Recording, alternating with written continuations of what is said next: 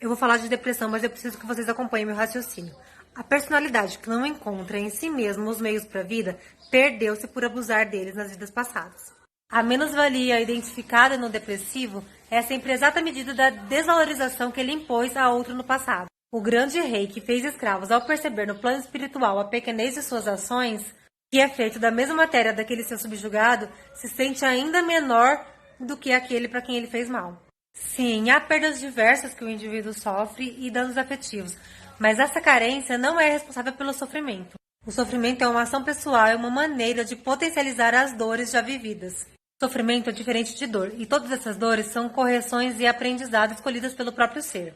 Mas por que todo esse sofrimento, então? São os mais apegados aos bens que não toleram a perda deles. A frase que justifica o depressivo é: eu não tenho o que quero e que julgo merecer, portanto eu não vou ter gratidão pelo que eu tenho. Isso é uma característica do egoísmo. A causa principal da depressão é a arrogância e o egoísmo exacerbados. No vídeo que eu falei sobre depressão, eu fui muito sucinta e falei muito rápido sobre uma coisa muito séria. Então eu resolvi vir aqui para destrinchar um pouco esse tema.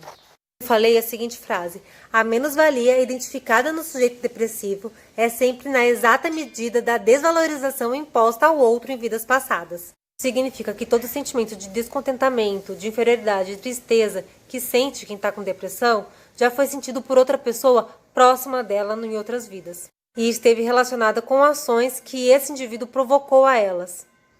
Não necessariamente isso foi uma ação consciente com o objetivo de fazer o mal, não, muito pelo contrário. Mas a questão-chave aqui é que essa pessoa no plano espiritual tomou consciência de suas ações e teve a responsabilidade de escolher uma encarnação onde ela passasse por situações para ela entender a dimensão do que ela provocou no outro. Essa é uma escolha própria e uma ação no sentido da purificação. Naturalmente, a gente só consegue perceber a dimensão quando a gente sente na pele. É importante ter consciência que a depressão ela não foi imposta a você ou a ninguém por conta de um débito passado. Não é assim que funciona. Foi uma escolha sua no sentido de compreender e de ter dimensão e de evoluir. A gente não consegue entender o que acontece com o outro se a gente não sente. A gente não aprende. Infelizmente, a gente não aprende só lendo livros. A gente precisa passar na prática e a gente exercita a empatia. É assim. Por mais que a depressão ela pode durar muito tempo, ela é um estágio temporário da pessoa. É um momento em que ela se encontra naquele nível de capacidade de sentir as coisas daquela forma. Então, é possível sair da depressão e é possível se curar e nunca mais ser reincidente. Se você conseguir mudar estruturas dentro do seu eu e dentro do seu íntimo e verdadeiramente evoluir com sinceridade. Então é preciso um autoconhecimento profundo e uma reforma íntima. A depressão ela não é um conjunto de eventos, uma sequência de eventos que acontecem na vida.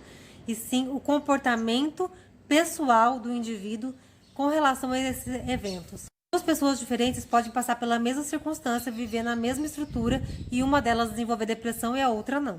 De que os eventos que podem desencadear a depressão em uma pessoa e outra podem ser diferentes, e o que desencadeia em uma pode não desencadear na outra.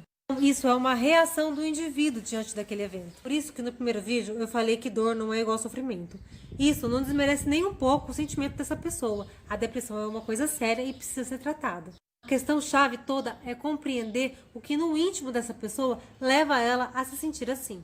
Remédios são importantes muitas vezes, mas é fundamental que se tenha o tratamento psicológico para desvendar quais são essas questões que realmente são a causa primeira da depressão. Trinchando mais aquele vídeo, talvez seja a parte mais dolorida e difícil de compreender, que é o porquê que, apesar do depressivo parecer ser uma pessoa tão sensível, na verdade, todo esse sentimento de depressão é devido ao egoísmo e à arrogância.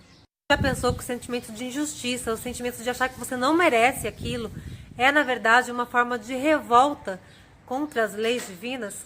Essa forma de revolta, no fundo, é por se achar ciente demais e capaz de decidir muito bem o que se pode e o que não se pode, e o que é justo para si ou não.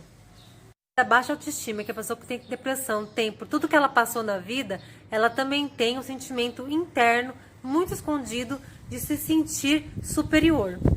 Portanto, de ser merecedora de muito mais do que ela está passando. E isso seria muito injusto. Esse sentimento de descontentamento gera um grande desequilíbrio entre o que eu desejo ser e o que eu consigo. Nós fomos criados como centelha divina, justamente para que a gente vibrasse junto com Deus e retribuísse para Ele esse amor.